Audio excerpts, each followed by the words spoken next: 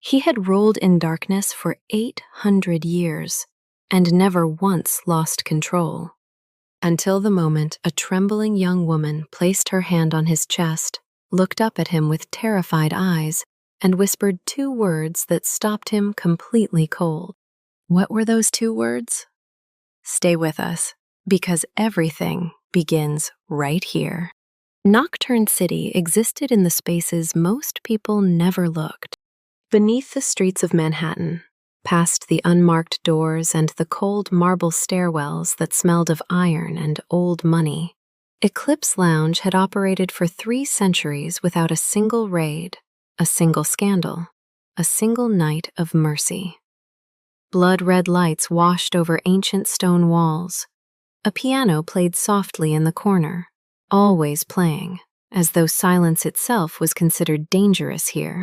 Above it all, on a rooftop terrace carved from black obsidian, the most powerful vampire in the Eastern bloodlines stood completely still and waited. Zephyrian had ruled for over 800 years. He had outlasted empires, made decisions that moved armies, and erased family lines with a single signature. He was not a man who fidgeted or second-guessed or felt the cold, because nothing in 8 centuries had made him feel much of anything at all. Tonight, he was signing the ancient blood pact. The terms were straightforward. He would marry Melisande Voss, the eldest daughter of Elias Voss, a man whose desperation was visible beneath the surface of his expensive cologne. In exchange, the Voss family would surrender full control of the underground trade network to the Eastern Crown, and the Hunter Guild, which had been targeting his people for years, would stand down permanently. Power. Security. A contract sealed in ancient law. He had agreed without asking what she looked like. He should have asked. She came through the rooftop doors in a white dress 2 sizes too large, borrowed, clearly, by someone who had never once considered what she wanted.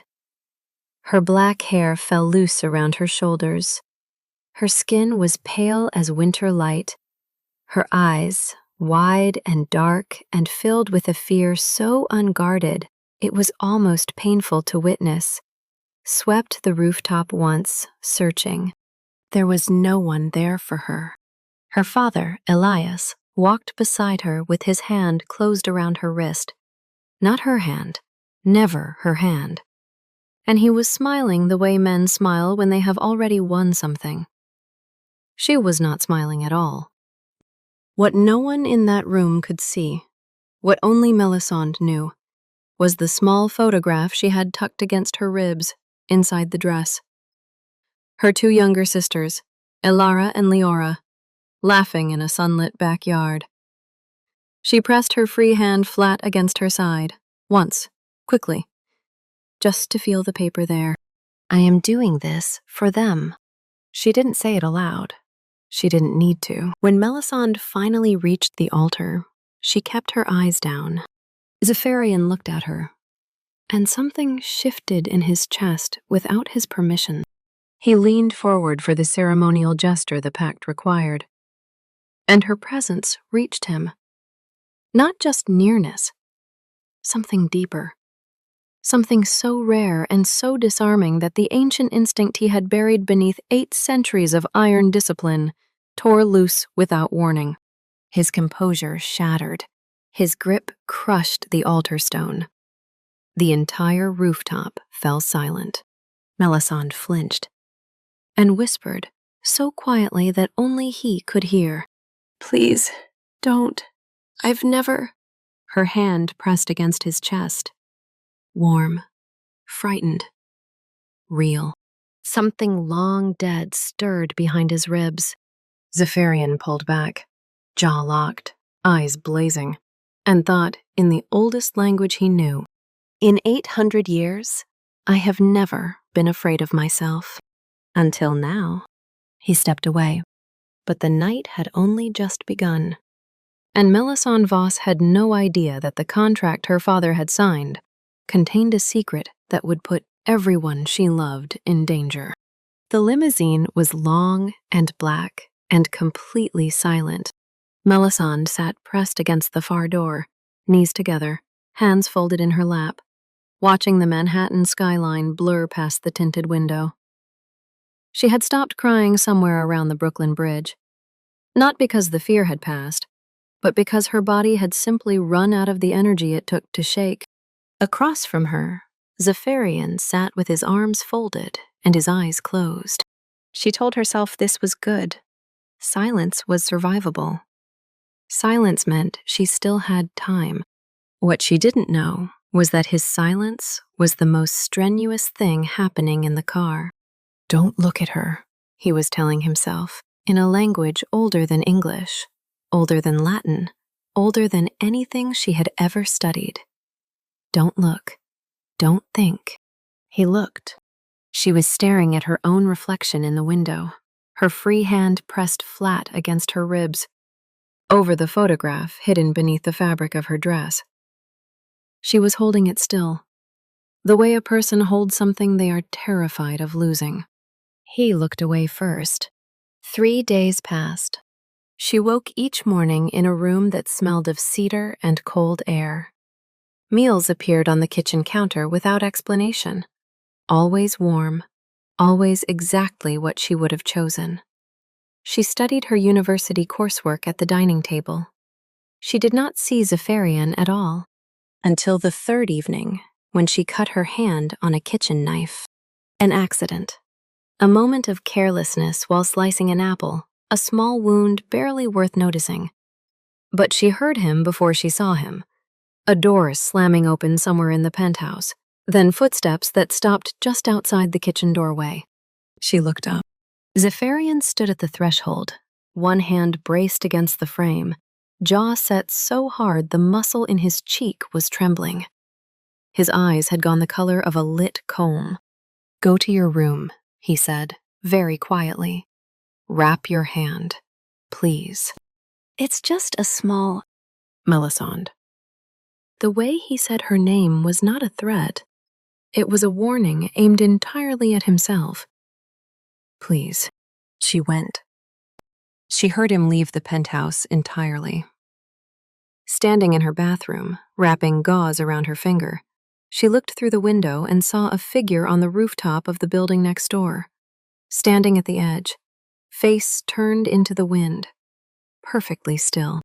He went outside, she realized, so he wouldn't come inside. She sat with that thought for a long time. A week in, she found the scar. A small collision, the kind life arranges without asking. She had rounded a corner too quickly. He hadn't expected her in the hallway. She stumbled and grabbed the front of his shirt to steady herself, and felt, through the fabric, a raised ridge along his left side. She looked up. He had gone completely still. I'm sorry, she said automatically. It's nothing. But his voice had changed. The careful, managed distance was gone, replaced by something older and rawer, something that had been waiting a long time behind the locked door of 800 years. That scar, she said quietly. It's not nothing. He stepped back, put the distance between them again, but not before she saw his expression, just for a moment.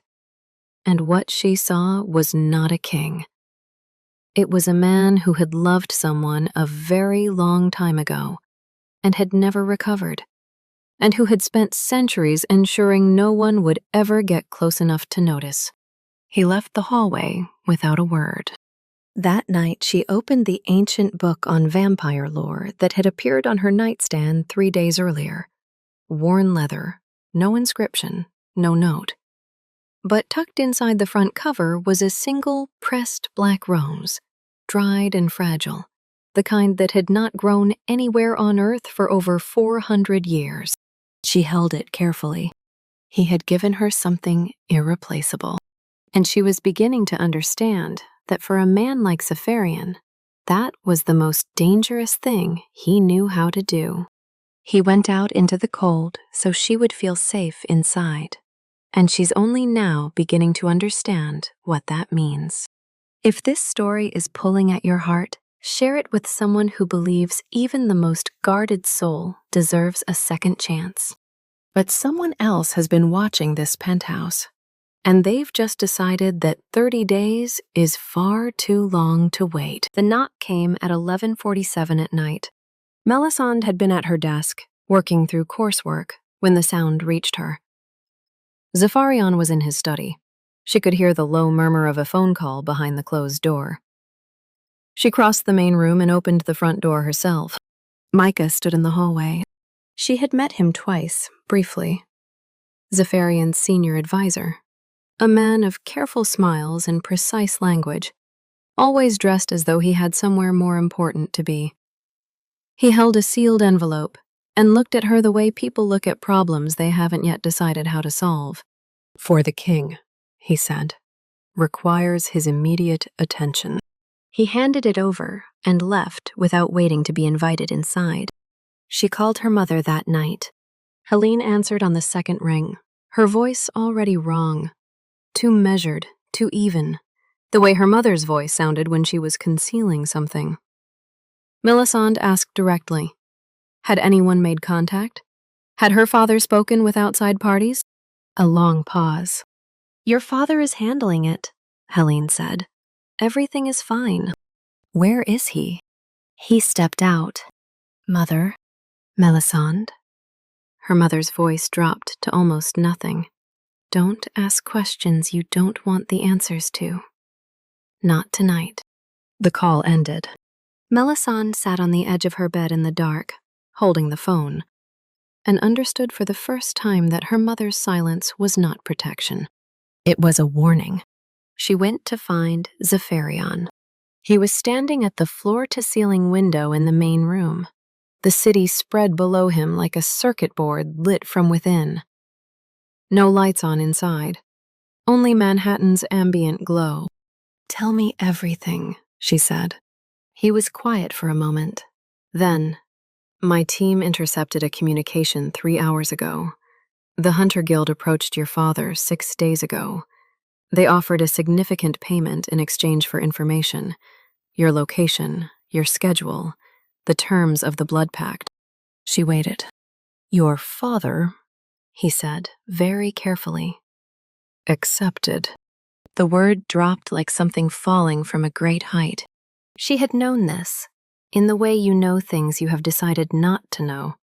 Had known it since childhood, since she first watched her father weigh his family against his debts and find the math acceptable. She had tucked that knowledge away behind the photograph of her sisters and chosen, again and again, to call it something softer than what it was. Standing in the dark with the city burning below, she finally stopped choosing. "Elara," she said. The name came out barely above a whisper. "He told them about Elara." Zafarian turned from the window. She saw the confirmation in his face before the words arrived. "They attempted to intercept her outside her school this evening. My team was already in position. She is safe. She is with Thorne now at a secure location." Melisande sat down on the floor. Not onto the couch, not into a chair, directly onto the floor, the way a person sits when their legs simply stop cooperating. She pressed both hands flat against the cold marble and breathed. Zafarian crossed the room. He did not touch her. He lowered himself to the floor beside her and sat there in the dark, not speaking, not moving, just present. For a man of 800 years and a king's reserve, this was not a small thing. After a long silence, she said, "He put her in danger. A 10-year-old child." "Yes." "To get to me." "Yes." She looked at the gauze still wrapped around her finger from 3 days ago. She thought about her father's smile at the altar, the smile of a man who had already won. The way he had gripped her wrist, not her hand. Never her hand. "I want to see the original message," she said. "The one he sent them." Zafarian retrieved his phone from the desk and handed it to her.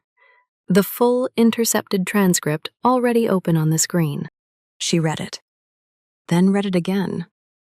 The second time, her hands were perfectly steady, because buried in the middle of her father's careful, mercenary language, past the coordinates, the logistics, the payment structure, was one line that rewrote everything she had ever told herself about her childhood. The girl doesn't know about the bloodline. Keep it that way.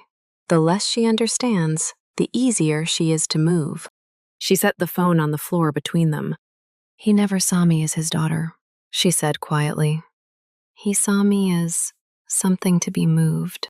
Zephyrian said nothing. There was nothing to say that would make it less true. She had spent 22 years believing that love, however flawed, was still love. That a father who sold his children was still, underneath the selling, a father. Standing in the evidence of every transaction he had made, she understood at last that she had been wrong. And that understanding this was not the end of something. It was the beginning. She looked at Zephyrian sitting on the floor beside her in the dark, a man who had invented 30 days out of nothing, who had stood on a rooftop in the wind so she wouldn't have to be afraid inside, who had tucked an irreplaceable thing into a book and left it without a note. She picked up the phone. "Find my sisters," she said. "Both of them. Tonight." A pause.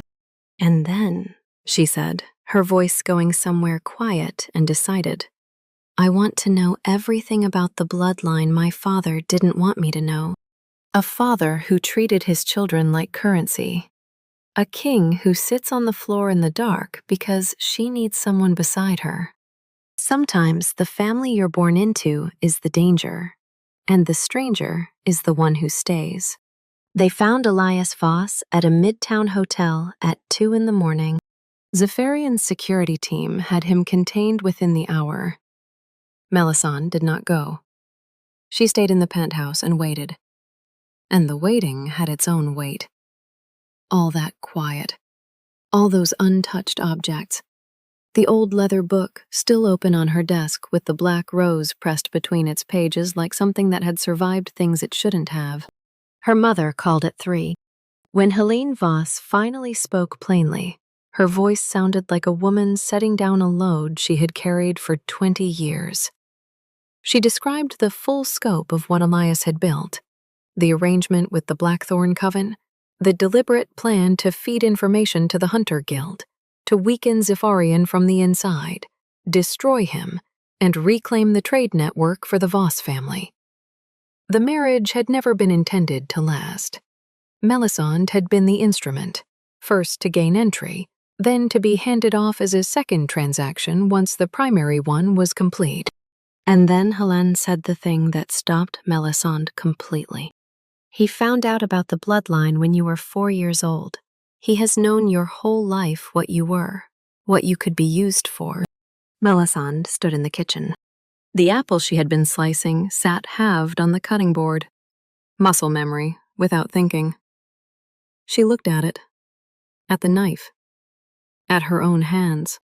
Every birthday, every report card he didn't read, every time he looked past me at something more useful. He knew. The whole time, he knew. The call ended shortly after. Thorne had arrived to bring Helene somewhere safe, his voice audible in the background, low and steady. The calm of someone who had been quietly holding things together for a long time, without being asked. Melisande set the phone down and did not move for a while. Zephyrian returned at 4. He came through the door quietly and stopped when he saw her sitting at the kitchen table in the dark, both hands flat on the surface, the untouched apple still on the cutting board. He crossed the room and turned on the small lamp above the counter, said nothing, pulled out the chair across from her, and sat down. "The council summoned me tonight," he said, "while my team was handling your father." She looked up. "They've known about the prophecy longer than your father has. They've been monitoring you since before the blood pact was ever proposed. The marriage was not incidental to their plan. It was the plan. They wanted you inside this household, close enough to use. Use how? Your bloodline, under the right conditions, could make me into something they can no longer govern, something beyond their reach. He paused. They've decided that eliminating that possibility is preferable to allowing it. She understood. They want to sacrifice me to prevent it. They've convened a formal tribunal. I've been ordered to surrender you within 48 hours. His voice remained even. They framed it as protecting the Eastern bloodlines from an unpredictable event.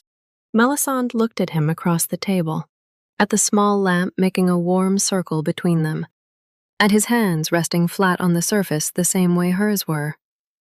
The posture of someone holding themselves together through deliberate effort. She thought about the 30 days he had invented from nothing. She thought about the pressed flower in the book. "Leora," she said suddenly. "Where is Leora?" Something changed in his face. They reached the council's holding location in 20 minutes. There was no confrontation, no speech, no grand moment. Melisande moved through the corridor with Safarian beside her and Thorn ahead. And when she saw her 8-year-old sister sitting in a bare room wrapped in a borrowed coat, eyes swollen from crying, holding a stuffed rabbit someone had found for her, something in Melisandre's chest tore open and rebuilt itself simultaneously. She crossed the room and gathered Leora into her arms. "I've got you," she said into her sister's hair. "I'm here. You're safe." Leora gripped the back of her dress with both fists. "You took so long," she whispered. "I know." Her voice broke once. "I know." She felt Safarian stop in the doorway behind her. Felt the moment his understanding shifted. Not a variable, not a prophecy, not a contractual term. A sister. A person who had tucked a photograph against her ribs every day because these children were worth everything she had agreed to endure. He stepped back and gave them the room. Later, after Leora had fallen asleep on the penthouse couch with her rabbit, after Alara had arrived with Thorn, finally together, finally still, Melisande found Zafarian on the balcony. He stood at the railing watching the river, and she stood beside him without speaking for a long time.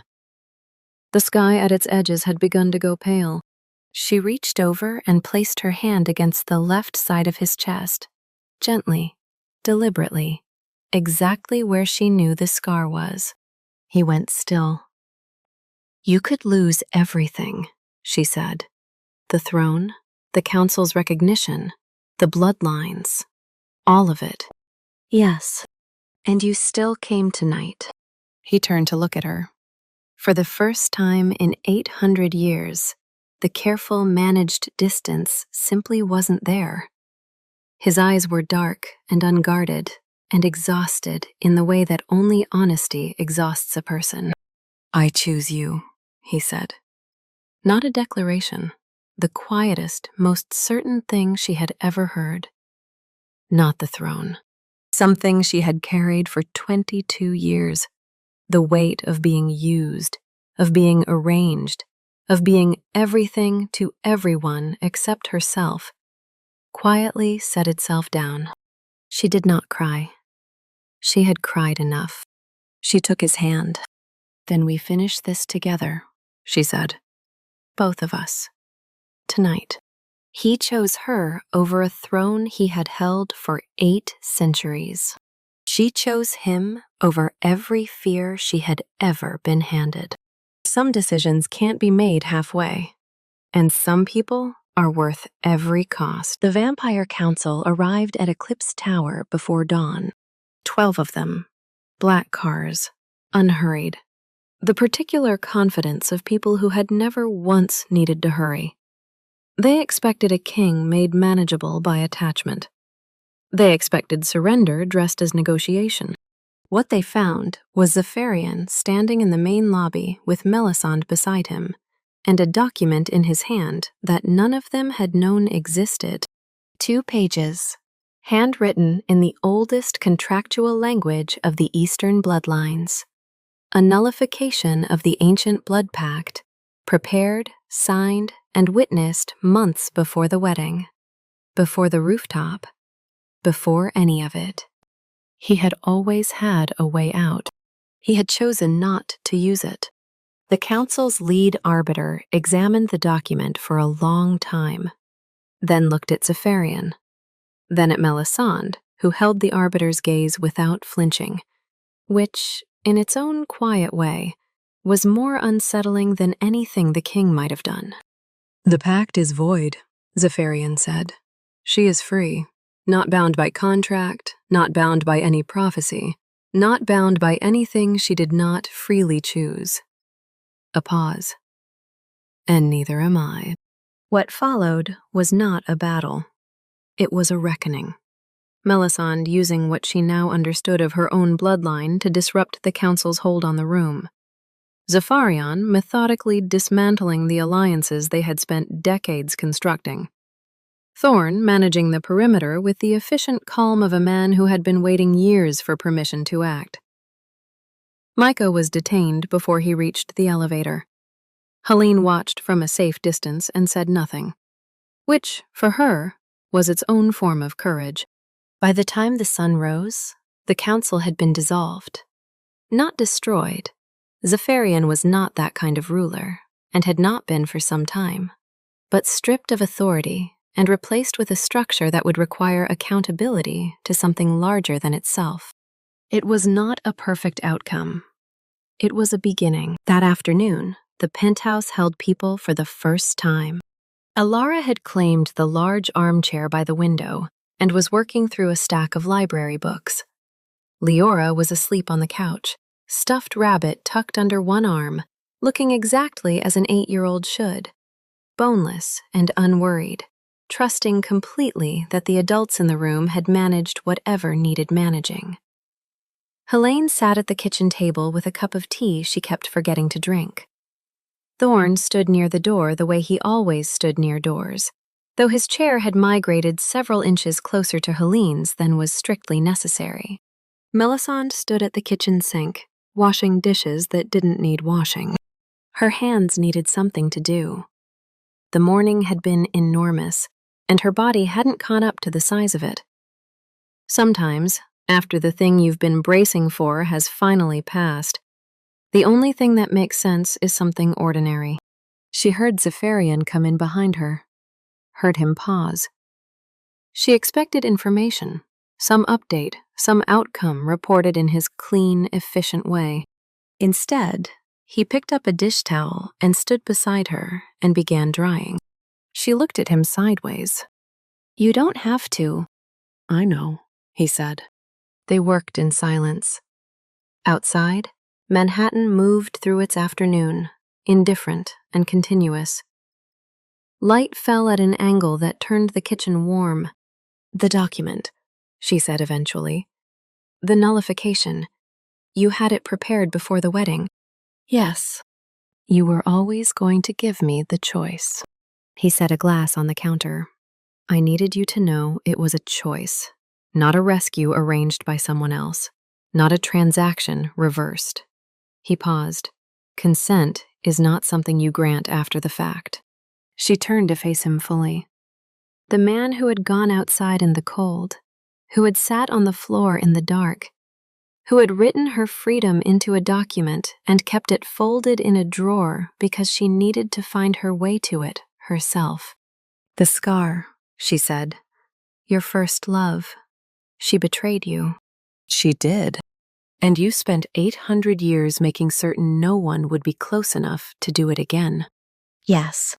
She placed her hand flat against the left side of his chest, the same gesture as the night before, the same scar, the same man. But chosen now, deliberately, by both of them. "I'm not going anywhere," she said. "Not because of a contract, because I'm telling you." Something in his face, some last structural bracing, quietly let go. He covered her hand with his. 1 year later, the Hudson River in October moves the way time moves when you finally stop fighting it, steadily, without apology, carrying everything forward and leaving the banks a little changed. Melisande sat on a bench at Riverside Park, a thermos of coffee balanced on her knee, watching two of her students chase a leaf across the path. They were 5 years old, one human, one half vampire, arguing with complete conviction about whose leaf it was. She had been teaching early childhood education for 7 months. She was not far into it. She was entirely certain it was the right thing. Zephyrian sat beside her. He had his hands in his coat pockets and his face turned toward the river wind, and he looked, for the first time in any version of himself she had known, like a person who was simply somewhere rather than managing the fact of being somewhere. It had taken most of the year to get here. She had watched it happen the way you watch something grow, invisibly, and then all at once. "Alara's recital is Thursday," she said. "I know. I cleared the evening." She looked at him sideways. "You cleared an evening?" "Several, actually. I'm learning." She laughed. An easy one, the kind that came naturally now. He watched her the way he always did when she laughed, with the expression of a man who still found it quietly remarkable that the world contained this particular sound. They had come back to this park on purpose. It was where they had walked months ago, the morning after her father's legal proceedings concluded, not celebrating, not grieving, just needing to be somewhere that was not indoors. She had held her coffee in both hands and said very little, and he had walked beside her without requiring anything more. At one point, she had stopped to watch children playing near the water, and he had stopped too, and she had understood, standing there in the unremarkable middle of an ordinary morning, that this was what she had been searching for without knowing it had a shape.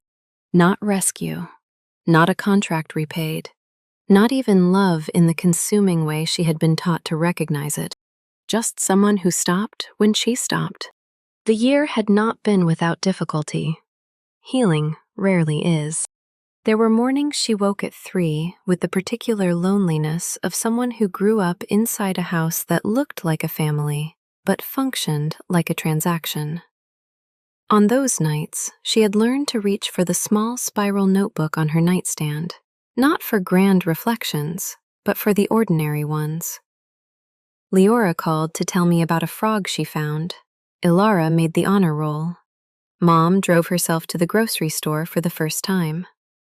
3 things, most nights, sometimes fewer. It was enough. Helene visited every Sunday. She and Melisande were learning, slowly, to talk to each other without the old scripts, without the habit of managing what the other person could handle. Some Sundays it was easier. They kept showing up. Thorne came with Helene most weeks, without announcing it. He just arrived. Helene had stopped pretending not to notice. Zephyrian, for his part, was learning what it meant to live in a home rather than occupy one. He was not always good at it. There were evenings when some old instinct sent him to the window to watch the street below, cataloging and assessing, and Melisande would come and stand beside him without comment until he came back to himself.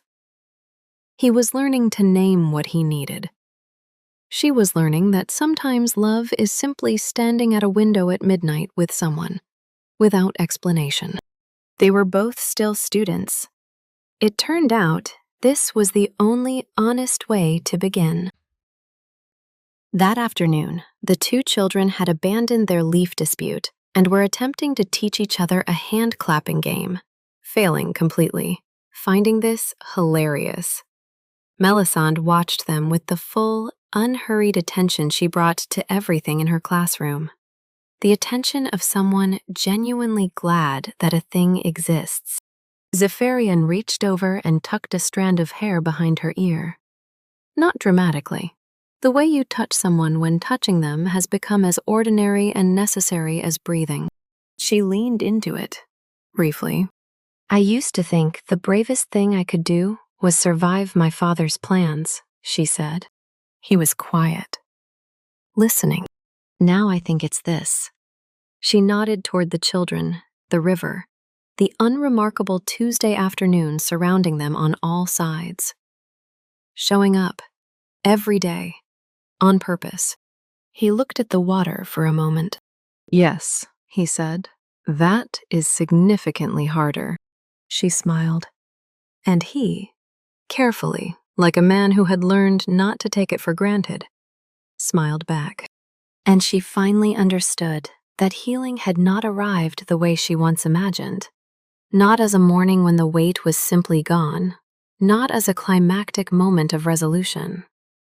It arrived the way the river moved, steadily, without announcement, carrying everything, and leaving the banks a little changed.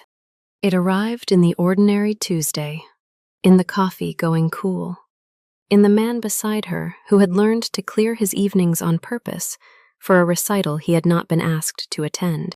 It arrived in choosing, and in choosing again the next day, and in not needing that choice to be witnessed by anyone to know that it was real. This story reminds us that the people hardest to reach are often the ones who were hurt before they had any defenses to speak of. We see this not just in stories, but in the people who raised us, the partners we misread, the neighbor who stopped answering her door last winter. Real tenderness, the kind that lasts, is rarely dramatic. It looks like stopping when someone stops, like a cup of tea set down without being asked, like learning, at whatever stage of life you find yourself, that you are allowed to take up real space in the rooms you inhabit. If there is someone in your life who is hurting quietly, a sister, a friend, someone who always says, "I'm fine," and means something different, you don't need a grand gesture. The next time you speak with them, try this. Ask one question, and then wait 30 seconds after they answer before you say anything at all. Just let the silence stay open. You may be surprised what walks through it. Sometimes the most powerful thing we can offer another person is our unhurried attention. That is mercy. And as Melisande learned, mercy is always stronger than force. If this story moved you, if some part of it felt true or familiar, or like something you needed today, leave a comment below. Tell us, which moment stayed with you the longest? We read every one. This video is a work of fiction, created with the assistance of artificial intelligence. All characters, events, and situations depicted are entirely fictional and do not represent any real people, events, or true stories. The content is intended solely for storytelling and emotional illustration purposes.